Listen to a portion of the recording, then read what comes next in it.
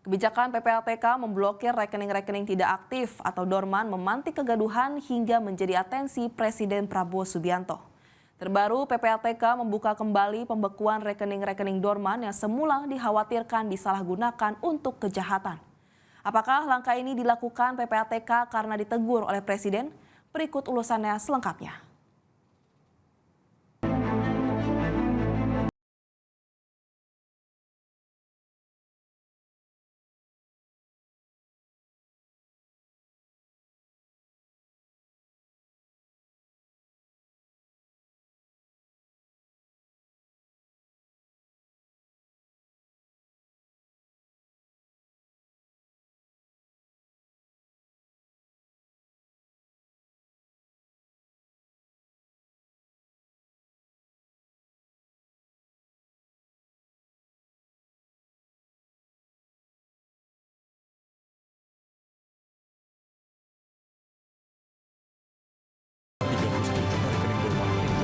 Sepanjang tahun, pembukaan kembali terhadap rekening-rekening dorman ini ditegaskan bukan akibat teguran dari Presiden Prabowo, tetapi karena PPATK sudah memverifikasi data sejumlah nasabah. Yang sudah dilakukan CDD dan IDD itu tentu saja kami buka, dan itu jumlahnya juga sekitar 28,5 juta rekening ya yang sudah kami buka penghentian transaksinya, Mas.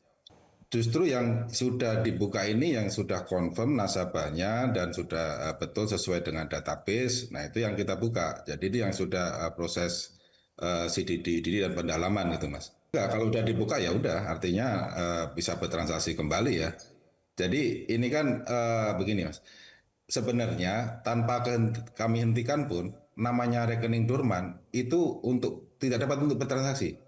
Mereka harus melakukan verifikasi dan reaktivasi ke perbankan. Sebelumnya, dalam akun Instagram resmi PPATK menyatakan telah menemukan banyak rekening tidak aktif dalam kurun waktu 3-12 bulan yang disalahgunakan, seperti hasil jual beli rekening atau digunakan untuk tindak pidana pencucian uang hingga judi online. Nah, permasalahannya banyak sekali rekening dorman yang sudah dikuasai oleh orang lain. Nah, reaktivasi yang beberapa bank itu tinggal melalui apa istilahnya telepon, dicocokkan nama orang tua, langsung dibuka. Ada ini sudah dikuasai orang lain dan ini langsung untuk menampung dana tindak pidana. Ada juga yang reaktivasi melalui apa istilahnya portal teknologi ya wawancara, tapi udah pakai AI sehingga orang lain tapi wajahnya sama dengan pemilik rekening. Jadi udah bermacam-macam. Nah, ini yang kami identifikasi seperti itu. Meski PPATK telah mengubah kembali puluhan juta rekening dorman, Koordinator Masyarakat Anti Korupsi Boyamin Saiman menilai langkah PPATK memblokir rekening-rekening tidak aktif karena khawatir disalahgunakan untuk tindak pidana menunjukkan pengawasan PPATK. Tidak boleh PPATK menjadi pemalas gitu. Nah, kalau versi saya dalam melakukan blokir terhadap rekening dorman ini pemalas gitu. Karena apa? Mestinya kan yang diblokir itu ya dicari yang hasil judi, yang diduga prostitusi, narkoba, atau pencucian uang yang lain begitu. Yang justru itu yang dikejar, diblokir beneran, disita, diserahkan penegak hukum sampai bisa disita. Kan sebenarnya harusnya di situ gitu. Jangan kemudian cari mudahnya kemudian memblokir dorman gitu kan, dan rekening-rekening gitu. Saya menyayangkan itu sebenarnya, terus terang aja. Karena ini versi saya malah kesannya PPATK hantam promo aja. Oh, ini dorman kemudian dianggap lebih mudahnya udah blokir dulu aja biar orang. Tapi kan betul dikatakan oleh masyarakat komplain. Betul bahwa tidak dirugikan, tidak kurangi Rp1 pun. Tapi masyarakat kan menjadi repot. Mau menggunakan menjadi nggak bisa. Kritik juga datang dari anggota DPR RI, anggota Komisi 11 DPR, Melkias Markus, mereka yang meminta PPATK untuk tidak melakukan tugas di luar wewenangnya. Yang menilai PPATK telah kebablasan. Ya, yang pertama PPATK harus punya landasan hukum yang kuat bahwa dia mengatur penggunaan uang pribadi orang. Menurut saya itu agak masuk terlalu jauh ke dalam ranah tersebut. Bagi orang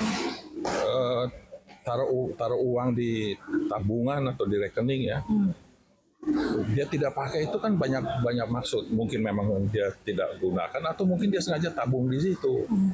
Nah, bagaimana sih PPATK menganggap bahwa itu nggak diaktif terus diambil? Itu tuh menurut saya tuh PPATK udah terlalu jauh masuk ke dalam ranah pribadi orang yang mempunyai rekening. Sebagai informasi, pemblokiran rekening dilakukan PPATK sesuai Undang-Undang Pencegahan dan Pemberantasan Tindak Pidana Pencucian Uang. Alasan PPATK memblokir rekening-rekening dorman ini untuk mencegah penyalahgunaan oleh pelaku kejahatan sebenarnya masuk akal, namun juga menyimpan masalah besar dari kacamata ekonomi pasar bebas. Sebab di dunia nyata, uang yang diam atau menganggur di rekening bukanlah masalah. Itu bisa menjadi tabungan darurat, dana pensiun atau simpanan hasil kerja keras. Tapi kebijakan ini diopinikan halayak banyak seperti negara yang menaruh curiga serta bentuk tekanan moral bahwa uang yang tidak diputar adalah suatu kesalahan. Buntutnya, masyarakat bahkan investor bisa saja menarik dananya dari bank dan berujung pada krisis kepercayaan terhadap sistem perbankan. Tentu jangan sampai terjadi. Jelajahi cara baru mendapatkan informasi. Download Metro TV Extend sekarang.